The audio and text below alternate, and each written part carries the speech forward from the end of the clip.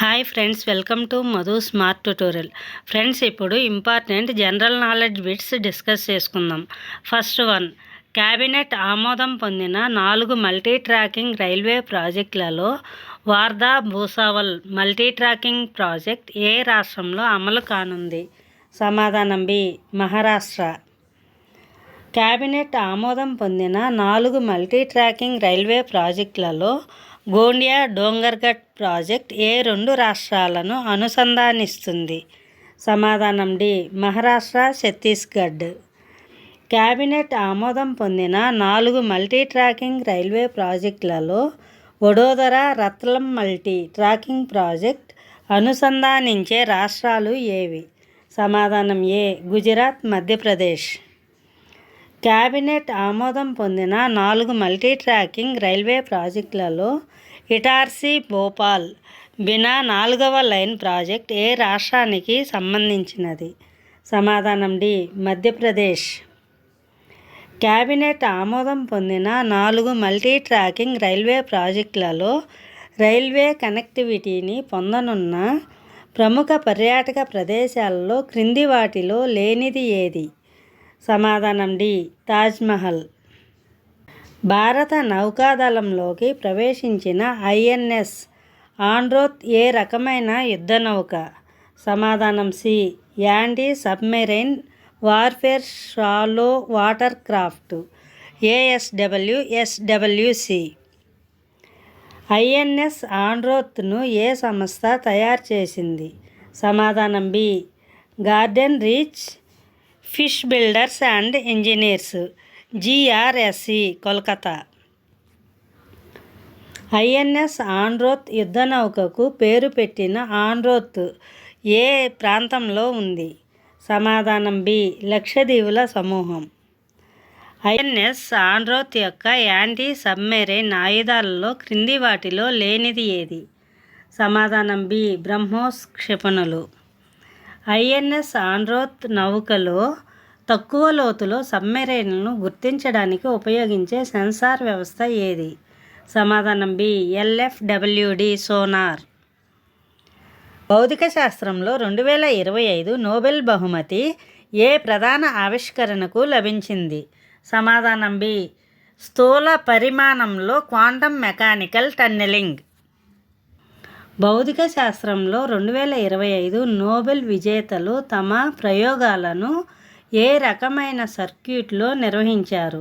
సమాధానం C, super కండక్టర్లతో కూడిన electronic circuit. Quantum mechanics ప్రకారం ఒక కణం అడ్డంకి గుండా నేరుగా చొచ్చుకుపోయే ప్రక్రియను ఏమంటారు? సమాధానం బి, టన్నెలింగ్. క్వాంటీకరణ అంటే ఏమిటి? సమాధానం సి, నిర్దిష్ట మొత్తంలో మాత్రమే శక్తిని గ్రహించడం లేదా విడుదల చేయడం. భౌతిక శాస్త్రంలో 2025 నోబెల్ బహుమతిని ప్రకటించిన సంస్థ ఏది? సమాధానం B, Royal Swedish Academy of sciences.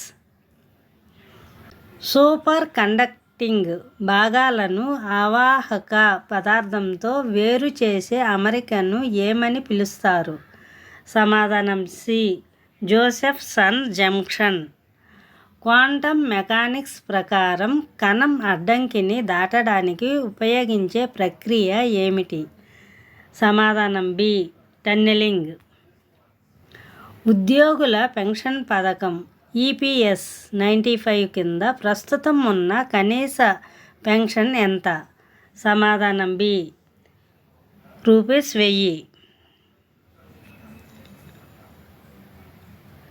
EPFO తన central board of trustees CBT సమావేశాన్ని ఏ నగరంలో నిర్వహించనుంది?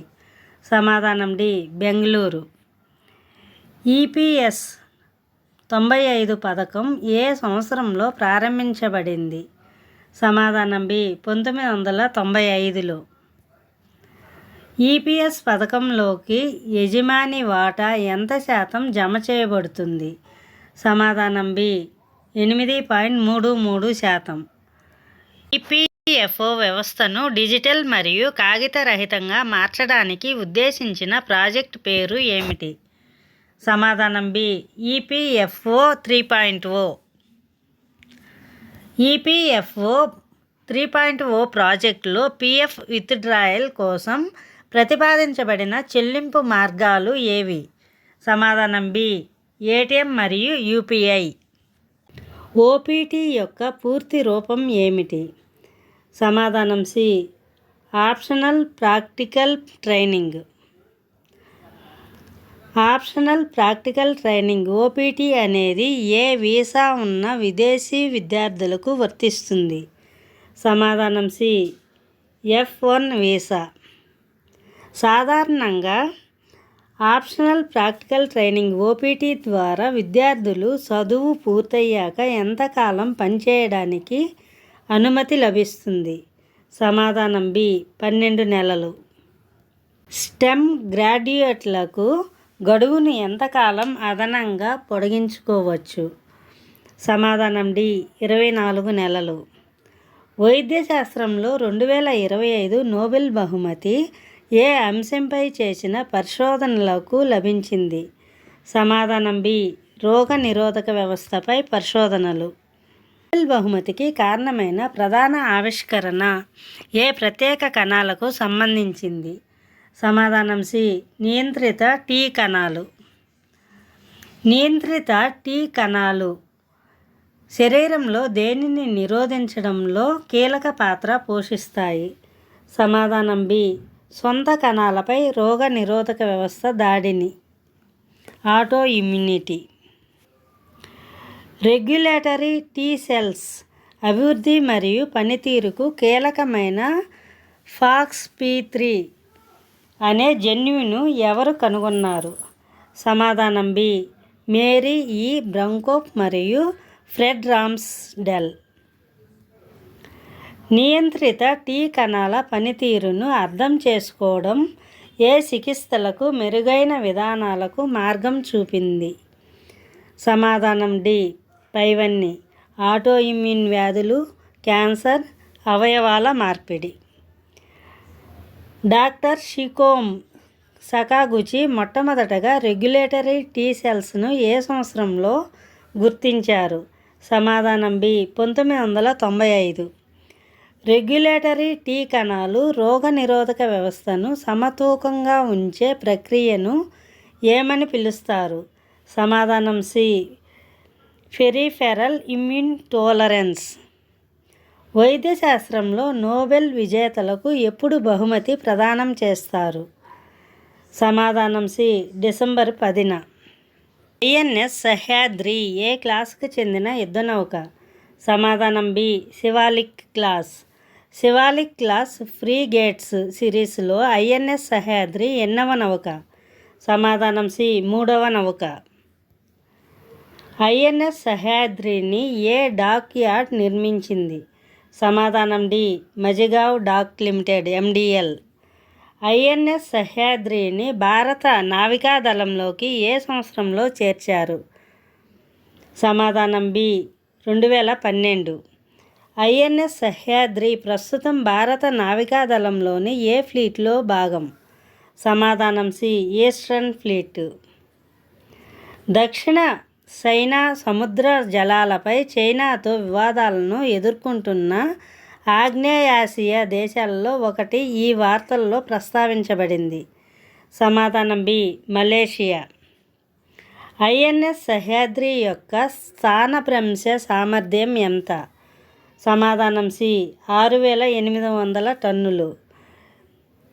శివాలిక్ క్లాసు ఫ్రీగేట్స్లో లేని నౌక ఏది? సమాధానం D INS Vikrant. INS Sahyadri ఏ క్షిపణులను మోసుకెళ్లగల సామర్థ్యం ఉంది? సమాధానం సి బ్రహ్మోస్. పసిఫిక్ రీచ్ విన్యాసాలు ఏ దేశం వేదికగా జరిగాయి? సమాధానం డి సింగపూర్. ఐఎన్ఎస్ సహ్యాద్రి మలేషియాను ఇంతకుముందు గుడ్విల్ మిషన్లో ఏ భాగంగా ఏ సంవత్సరంలో సందర్శించింది? సమాధానం బి 2016. శివాలిక్ క్లాస్ ఫ్రీగేట్స్ యొక్క ప్రత్యేకత ఏమిటి? సమాధానం సి. అవి భారతదేశంలో నిర్మించిన మొదటి స్టీల్త్ యుద్ధ నౌకలు. అమెరికాలో ప్రభుత్వ షట్డౌన్ సంభవించడానికి చట్టపరమైన ఆధారం ఏమిటి? సమాధానం బి. యాంటీ డిఫిషియన్సీ చట్టం ADA. అమెరికన్ ఫెడరల్ ప్రభుత్వం ఆర్థిక సంవత్సరం ఎప్పుడు ప్రారంభమవుతుంది? సమాధానం సి. అక్టోబర్ 1. అత్యంత సుదీర్ఘకాలం 35 రోజులు కొనసాగిన ప్రభుత్వ షట్డౌన్ ఏ అధ్యక్షుడి కాలంలో జరిగింది? సమాధానం C. Donald Trump. Thank you for watching this video. Thank you. ఈ వీడియో మీకు నచ్చినట్లయితే లైక్ చేసి మీ ఫ్రెండ్స్కి తప్పకుండా షేర్ చేయండి. అదేవిధంగా ఇప్పటి వరకు సబ్స్క్రైబ్ చేయకపోతే సబ్స్క్రైబ్ చేసి బెల్ ఐకాన్ నొక్కండి. నేను పెట్టే ప్రతి ఒక్క వీడియో మీకు నోటిఫికేషన్ రూపంలో వస్తుంది.